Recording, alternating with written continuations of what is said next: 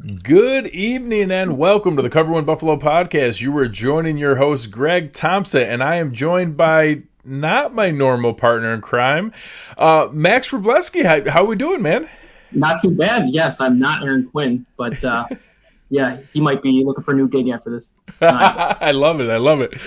So for anybody just joining us, Max is a new contributor to Cover One and has a specialty and background in analytics and data and all kinds of a different way to approach where the season comes from. So we'll get into that a little bit later tonight and where things are going. But what we're going to do is kind of walk through a few different things. We've got a couple segments set up with some graphics that Max designed and was going to walk us through, tell us what we're looking at, and some different ways to review the season. Before we dive into that, a couple things you'll see Aaron back next week, and hopefully, unless Max bumps him out of his chair, we'll see where things go from that. Aaron and I are going to do an offense and a defense review, and then we'll start diving into some of the content as far as free agents and the draft and all the different things there. We got about 5 more weeks before free agency kicks up. Tomorrow night, if you want to join Anthony Prohaska and myself on Disguise Coverage, we're going to be doing a deep dive into the salary cap and where the Bills stand for upcoming free agents and ways they can create all kinds of cap space and flexibility with restructuring and releases and pay cuts and different things, as well as some options of players that we should look at coming into free agency. So keep an eye on that. We'll have more film breakdowns, and make sure you guys are listening to the Cover One Draft podcast as well, as we're now switching gears out of the season and getting ready for draft work as well. So Russ and Christian and those guys will have you queued up and ready for all kinds of great breakdowns on prospects, and we're adding more of those each week as we go. So we'll have content for you each week. As we get into tonight's show, before we dive into that, Max, why don't you tell the fans a little bit about, how did you get into this? Where did you find this interest, or find the melding of your two worlds between a love for the Bills and for your comfort with numbers? Yeah, man, I've always been a big stats guy. I started this Twitter to just kind of as a quarantine activity back in April during COVID, just as a second hobby and talking about the Bills and stuff like that. And like I said, always been a big numbers guy. Always was like charting my little league stats growing up, and playing Madden, I would always bump up the quarter limit to 15 minutes because I didn't like that there was 20 plays on offense. I didn't like that it was unrealistic. So I would always just be wanting to focus on the stats more than the result of the game. So yeah, to merge this with Bills and stuff like that, it's great. That's awesome. That's awesome. It's and I think it's interesting because people have seen it over the years that obviously the impact on sports like baseball are undeniable. And now you're even seeing it a little bit further in basketball, where it's pretty tough to argue that the success rate of guys can hit threes versus, different things. It's tough. The numbers are coming in there. In football, it's always going to be interesting. And I think so many people view the term analytics as it just decides whether you go for it on fourth down or whether you go for a 2-point conversion. And I'm excited for you to show some of the graphics we'll look at tonight, how much of it goes into prep and scheme and decision making on play calling order and where different things come in. So before we dive into maybe what are some of the other topics you think fans should associate with data and analytics in football besides should we go for it in fourth down? Yeah, no, I mean, there's a lot of controversial topics, to be honest. There's the whole running backs don't matter. Should you pay your running back? And another one coming on is, does coverage matter more than pass rush? That's been proven. That's something that's ongoing. And we'll see tonight that the Bills are kind of leading the pack in a lot of these categories as far as what the smart teams are doing. Yeah. So we'll dive right in and we'll go into a few of them tonight. Again, we've got 4 different topics. So for tonight, we're going to talk about some things with Josh Allen's development, with the decision making and early down and first down passing, with the distribution for our receiving core and who made some of the biggest impacts. And then we will get to some of the fourth down decision making and where those things have gone. But we'll start out with everyone's favorite topic and Josh Allen and how he went from someone that many in the analytics world certainly viewed as a bust and as a high risk commodity, and we saw what many people would would characterize as a historic shift in that performance. And what are some ways that you found to describe, how big of a difference we're actually talking about? Yeah, man, it was tough because, as I said, I started this Twitter account in April. And this was coming off the 2019 season, which was not great by a lot of metrics, in the analytics community was really down on Josh Allen. So I was kind of grasping for straws a lot of the time to show the good spots of what we saw in Josh. And one of the metrics that I'm going to point out here that I'm excited to kind of share with anybody that's not familiar with is this completion percentage over expected. So this is a better indicator of quarterback's accuracy compared to just regular completion percentage, right? So completion percentage over expected takes into account the difficulty of the throw. So Next Gen Stats basically is measuring every single throw and assigning it a completion probability based on receiver separation, how deep the throw is, and things like that. That's some of the ones that when they do the commercials, you'll show where they freeze frame it and show like the crazy toe drag ones in the corner of the end zone and say, this had a 12% chance of being completed. That's exactly right. Like I remember the Russell Wilson to Tyler Lockett, that crazy throw from last year. That was a popular one. But so, yeah, that 12% completion percentage or completion probability relative to the actual completion, you add all that up, every quarterback has all these throws that are measured every single play. And a quarterback's going to have a estimated completion percentage, what they're expected to be based on the difficulty of those throws. And then when you compare that to their actual completion percentage, that's when you get this net here, the completion percentage over expected, or CPOE. So from 2019, Josh Allen was one of the worst in the league in this metric. And 2020, he was actually second best, according to Next Gen Stats, behind Deshaun Watson was first. So this chart here is just comparing that net difference. So all these quarterbacks that have had 250 attempts in last year and this year, what's the difference between last year and this year? And of course, as we would expect, Josh Allen's leading the pack here. No, it's interesting. Cole Wilkinson here is asking, is that something that you see, with some sustainability year over year? Obviously, the most interesting one for me that stood out looking at this for fans that are listening on the podcast, you see it's just a bar graph and showing a big swing from the center at 0 and left and right. Last year's analytics darling, Ryan Tannehill, now had the biggest drop, and I'm guessing he didn't go from good to terrible. He just went from historically good to now back to normal. Is there anything else like that stood out from some of the guys in previous years? Yeah, no, it's fairly consistent from year to year. Obviously, things change based on the offense that they're running. Ryan Tannehill, for example, coming from Adam Gase into the situation in Tennessee, had this huge jump. Yeah. Actually, I think it was the highest jump, or the second highest jump, tracking all the way back to 2006 from one year to the next. But yeah, overall, it is pretty consistent year to year. Very good. So another one we're going to look at here also shows some elements of Josh Allen's leap. And this one, again, showing it more as a scatter plot. So everyone not seeing it, you're seeing just a spray of dots here. Help us understand what this is showing. So, yeah, each one of these dots represents a different a quarterback's season from one year to the next.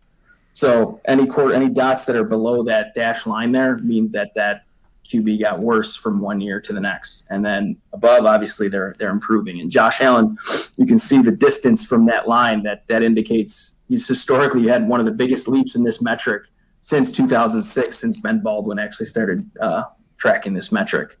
Number one, I think, was Brett Favre. 06 to 07, his last year with the Packers was a huge jump. And then number two was Tannehill, as we mentioned. Interesting. So, and that's interesting company. You talk about some of those shifts, and obviously seeing Tannehill go from Adam Gase to Arthur Smith, which I'm kind of curious how he does with Atlanta this year, and whether we see a bump for Matt Ryan. But it's interesting where Josh didn't have that change in.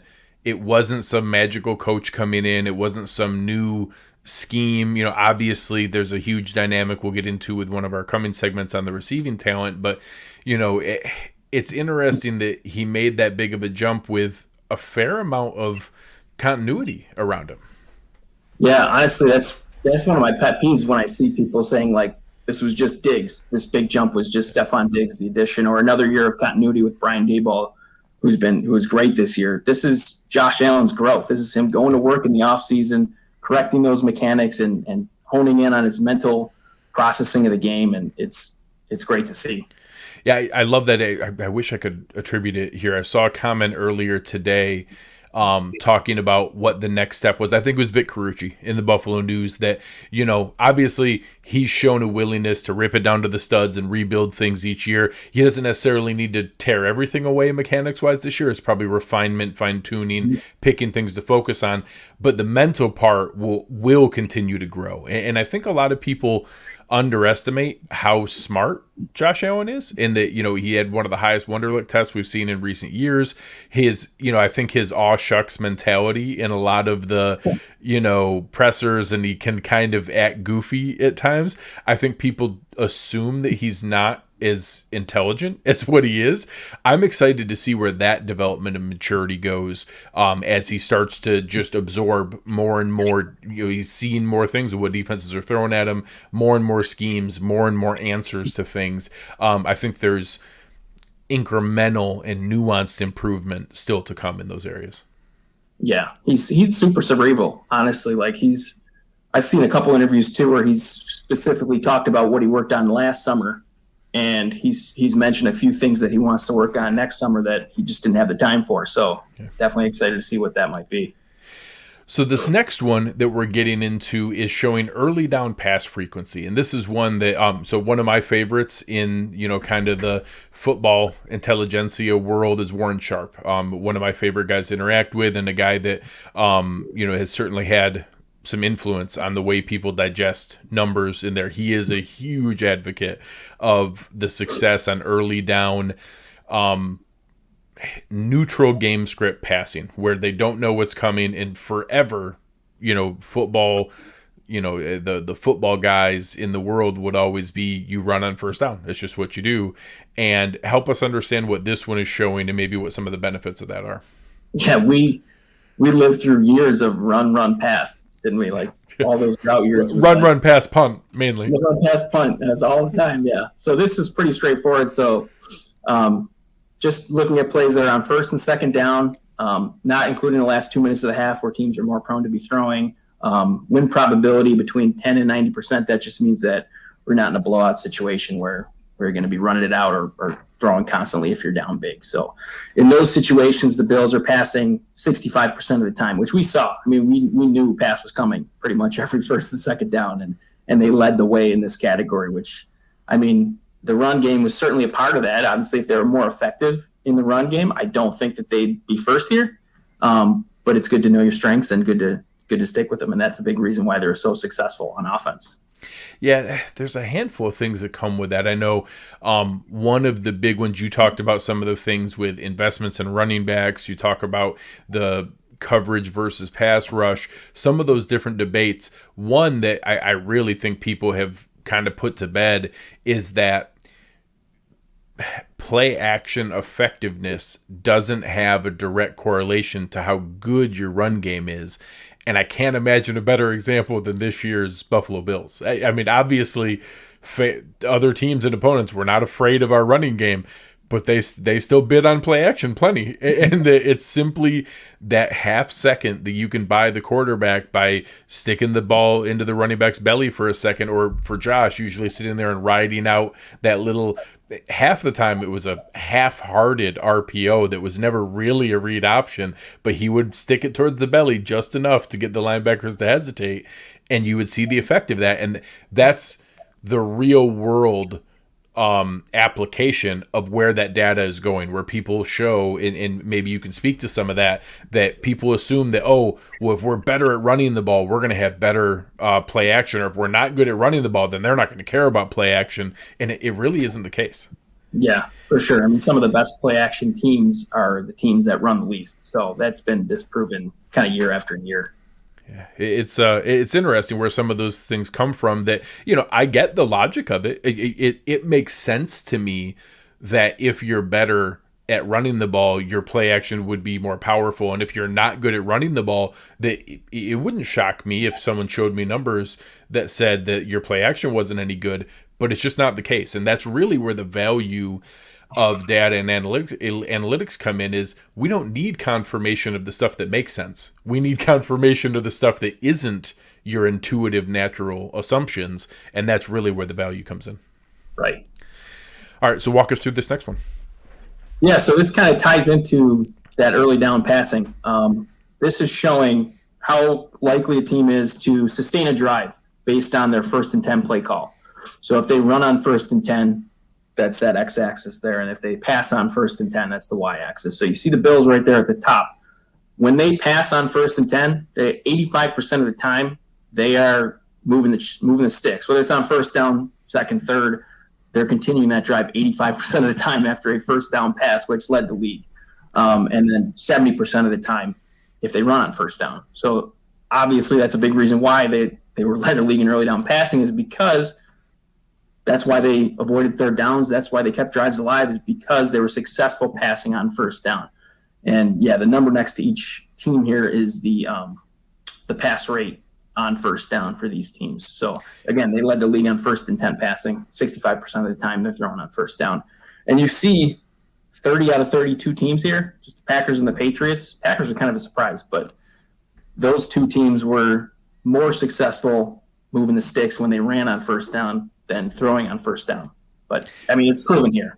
And it's yeah, I mean, obviously 2 teams below and everybody else above is pretty clear. And then you also see even some of the most run heavy teams. You look at the Ravens. The Ravens had one of the lowest frequency, but it was, almost counterproductive. And you see how successful it was when they did pass on 1st down, how often they converted. They probably should have been more than 39% of the time that they should have been going with that.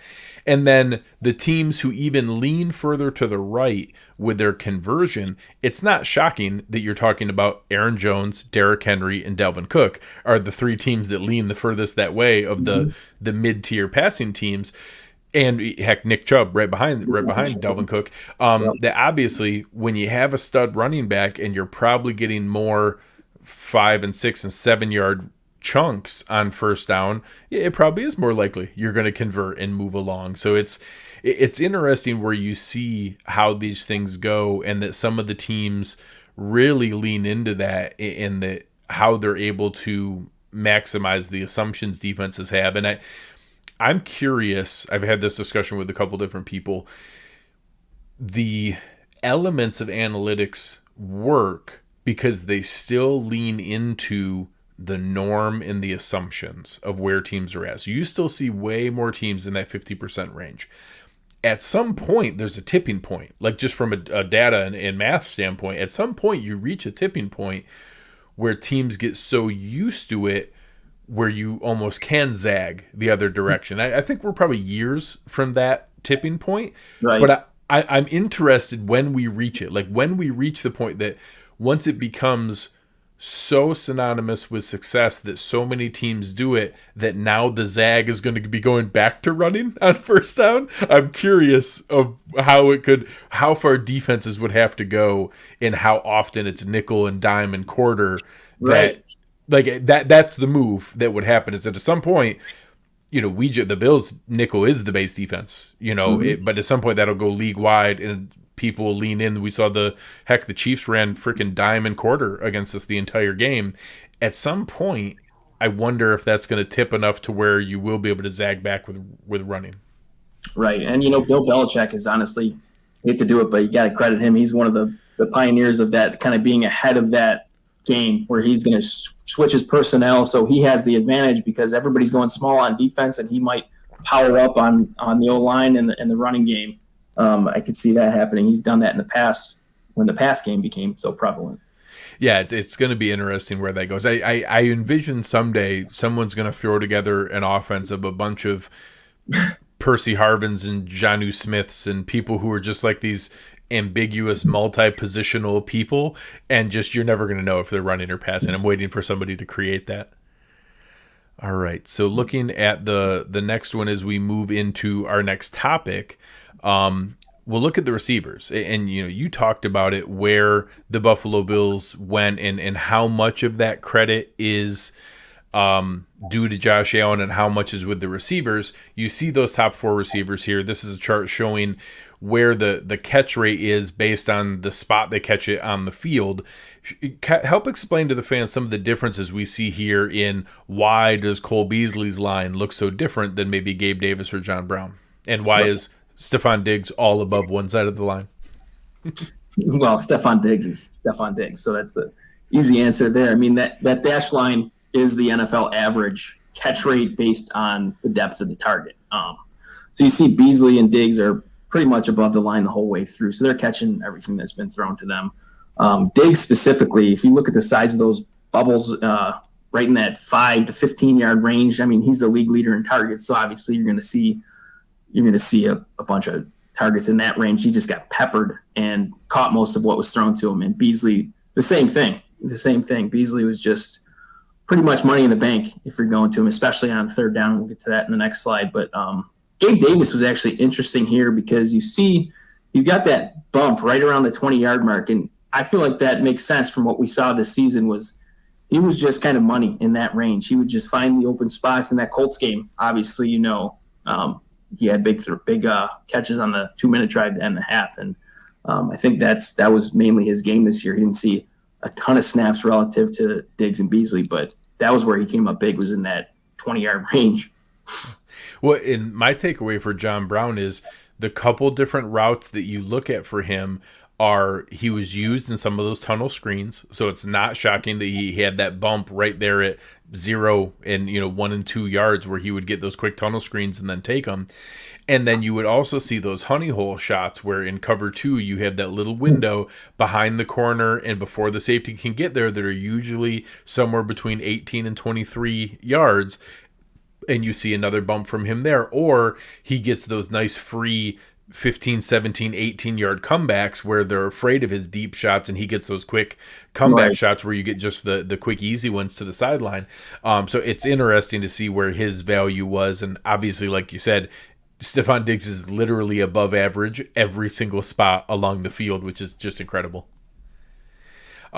Pivoting into our next one from a receiver standpoint, I think I almost think that some fans were confused when Cole Beasley got legitimate a real all-pro vote and was an all-pro. And I think that maybe we take for granted how critical he was in the most important down in football, which is third down. And I love what this graph shows, this chart shows with especially some of the other names here. So walk us through what this one is showing us. Yeah, so this is just third down conversion rate leaders. So how many targets did you see on third down? And how many of those targets did you not only catch, but you converted into a first down? And Cole Beasley on 21 targets had 15 first downs. That'd be impressive if that was just catches. So he's 71% isn't a terrible catch rate. Right, exactly. And he's getting the separation, and he's bringing it in and converting the first down at a higher rate than anybody this year. And third and Cole, third and Beasley, however you want to call it, he was just money for Josh Allen the last 2 years, honestly. But this year, the all-pro recognition, it's just like, the way I could argue it is Cole Beasley is better at what he does than some of these other guys that are in contention are at what they do.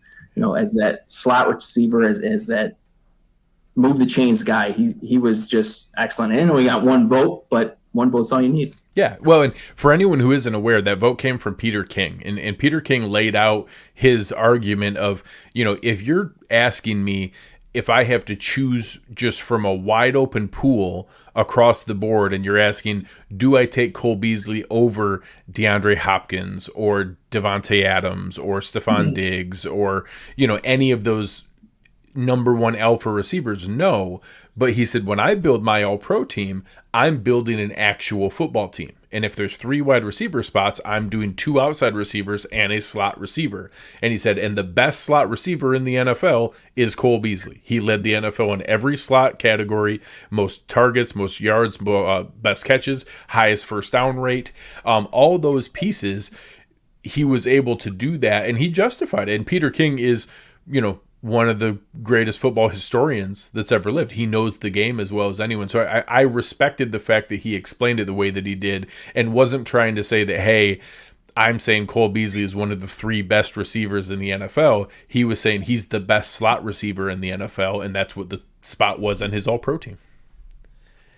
All right. And the final one that we're going to go through here today is, we joked earlier what many fans consider analytics, and the only thing they consider is, do you go for a 2-point conversion or not? And do you go for it on 4th down or not? So we're going to go through some of the things that, honestly was an area I touted pretty significantly with Sean McDermott, and then had my heart broken a little bit in the AFC Championship game. So first, show us what this trend chart shows from the years of, we start from 2014 to 2020 of what it's showing from the Rex Ryan years into the Sean McDermott years. Yeah, so this is from Ben Baldwin. So he has a model that estimates whether you're going to gain win probability by going for it on 4th down or not, whether you make it or not. And what I find interesting about this one is 2017, Sean McDermott was here. You talk about a growth mindset. This is a growth mindset chart. Something changed. I don't know if it was Dennis Locke or whoever in the analytics staff or himself. They just decided that, we're going to be better off going for it more because they led the league in 2018 and they've been right near the top ever since. So, that's been huge. And he has been basically the front runner in this stat. And that's why I think the KC game was such a heartbreak, because you saw him do that all year long. For the past 3 years, he's been great at this. And then he just kind of backpedaled. I don't know if it was just the way the offense was going. He didn't feel like the chance of converting was high enough with the way the game was going, and that's why he stepped back. But, we had to play the what-if game on that one. Yeah, and so I've had that discussion multiple times here recently, and it's one where I understand in the moment. I actually think if you're talking about true raw analytics and removing emotion, I actually think he made the right probability decision, because what he was seeing with Josh Allen against that Spagnuolo defense in the moment, I don't think it was more likely that they were going to convert on 4th and 3 than they were to take the points and to get a benefit from the play.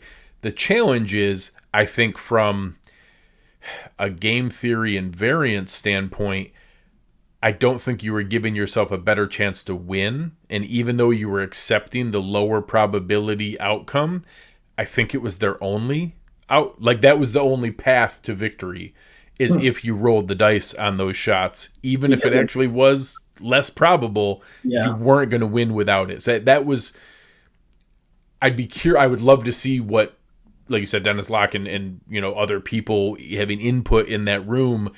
I would love to see what their decision-making matrix looks like, and that what it told him in those moments.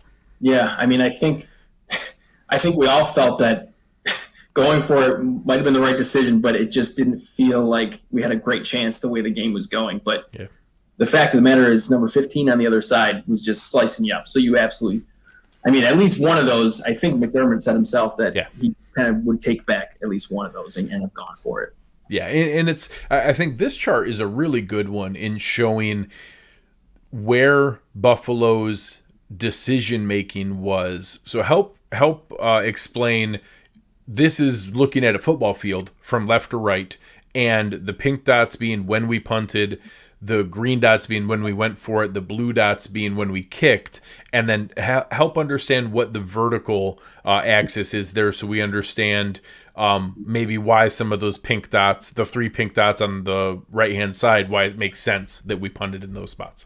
Yeah, so the y-axis here is yards to go. So how many yards did you need for the first down? And the Bills punted 3 times this year on their opposing side, the other side of the 50. And it was 4th and 12, 4th and 20, and 4th and 32. So you can't blame them there, but every other time they had the opportunity to go for it, really between that 50 and 40, they did, especially when it was under 5 yards to go, they would go for it. So I wish I had the chart handy, but the Doug Marrone chart from 2014, it's just lit up with red dots on the other side of the 50 here. So it's pretty fun to compare the two. But, overall, McDermott was great on his 4th down decision-making this year. Yeah, and you see this here. Even the three spots where they did punt there, you're talking about a 60, a 64, and a 65-yard field goal. So it's not like they were, maybe one was a 59-ish. So you're not talking about any distrust in Tyler Bass. Obviously, they were going to him regularly in the 50-yard range, and then everything else they're going for it. And you even see plenty of the green dots down by the goal line where they're going for it regularly, and the different spots, even a handful where you're talking 4th and 7. Different ones where they're going for it as well. So the aggression there and trusting the offense, I only think that's going to increase as we go forward. Not he's already one of the most likely to go for it. I think that confidence will increase as Josh gets more experience and has more answers in those moments where they feel like he's going to be able to counter and pick up on what the defense is throwing at him. Right, and they've seen it work. That's another thing this year. They've seen when they go for it, they usually have been paid for it. So yeah, with touchdowns and not field goals, and this team understands that, I think, better than most, that's what wins you games. And obviously it shows. I think they had more passing touchdowns than punts this year. So that kind of ties right into that. Yeah. We talked earlier about one of my favorite guys in that realm, Warren Sharp. He was explaining people had a lot of different theories on why the uptick in scoring happened in the NFL this year. And there were some theories that probably tangentially had some impact, like the reduction on penalties and the reduction on holding. And he said, by far, the biggest impact was how less frequently NFL teams are punting nowadays. Is it punting is a direct correlation to not scoring, is that you're moving the other team back, and that aggressiveness is a direct correlation to scoring, because either you're keeping the ball in good field position to score, or you gave the ball back to the other team in much better field position than if you had punted, and they're going to score more quickly. So it's a more fun brand of football when you're doing that, because you're seeing more aggressiveness, which is exciting in the moment, and it's setting up better situations that, not that everybody doesn't love a good field position battle, but that it's a lot more entertaining to be able to watch that style. Yeah, I'll tell you what, in 2017, I wasn't as high on McDermott as I was now. You know why? Because that Colts game in overtime, the snow game, that was a red flag for me. A tie was as bad as a loss. And when they gave it to the Colts with less than 2 minutes left, or around 2 minutes left, it paid off in the end. They won the game, but That was one thing that I was taken aback. But obviously that big jump, something clicked, and then now they're on a whole different level with their 4th down decision making. Yeah, and I'm curious to see, he was asked about that, what's their game day process like? So he's a very diligent, detail-oriented coach. I'm guessing they're doing a ton of, scenario trial practices and things like that, going through, hey, what are we going to do in this spot? What are we going to do in that spot? And then I'm curious, does Locke or someone, are they literally in his ear in the headset during the game? Are they running those and just, I'm curious how that mechanism works in the moments. Is it when he asks for it, or is it just a regular rhythm that they're always in his ear all the time and he just decides whether to use it or not? And I'm curious how they'll continue to evolve that process as well. For sure. Yeah. So, as we kind of wrap things up here, again, Max, I know Eric and Aaron and I are really excited to have you kind of, supporting everybody across the show, across our platform. For everybody listening here, you can find him on Twitter at Mafia Numbers. Some of the best graphics and most fun engagement you'll see in making the complex parts of football more digestible. So you guys know that's our goal here at Cover One. Eric does some of the best film breakdowns in the business. He takes the scheme and the X's and O's and helps make it digestible for the average fan. I dive into all the roster construction and salary cap and the CBA and all the rules and regulations of how things go. Aaron and I try to help you guys with that piece of it. Max here is going to help you guys really have a better understanding as you see these new buzzwords coming around from what data and analytics and that new wave in football means, and help you see how it impacts the Bills and how they're leaning into it or taking advantage of it. So make sure you guys are finding Max and his work over at Mafia Numbers. Max, any final words for the fans here? No, yeah, I'm excited for this debut. I'm happy to be part of the team here, and yeah, you'll find as we get into the off season here, plenty of stuff for me. I'm looking forward to the draft and free agency and some profiling of prospects going forward. And yeah, it's just excited to be a part of the group here. Awesome. So thank you guys very, very much. Again, you'll have shows coming up here tomorrow night. You'll be able to find me over with Anthony Prohaska on Disguise Coverage, doing a deep dive into the salary cap. Next week, going over the offense for this year with Aaron Quinn. Then we'll do a defensive breakdown. And then we're going to start going into the free agents coming up on the Bills, ways we can get ready for it, and leading right up to March 17th, which is the new league year when everything will click over. We'll find out about the new salary cap. From what we're hearing, we may not know that number until right up to the deadline, and then we'll kick right into gear into the new league year after March 17th with free agency, re-signings, franchise tags, and all the good stuff heading into this next 2021 season. So on behalf of Max Wroblewski, Greg Tompsett, you have been listening to Cover One, and we are out.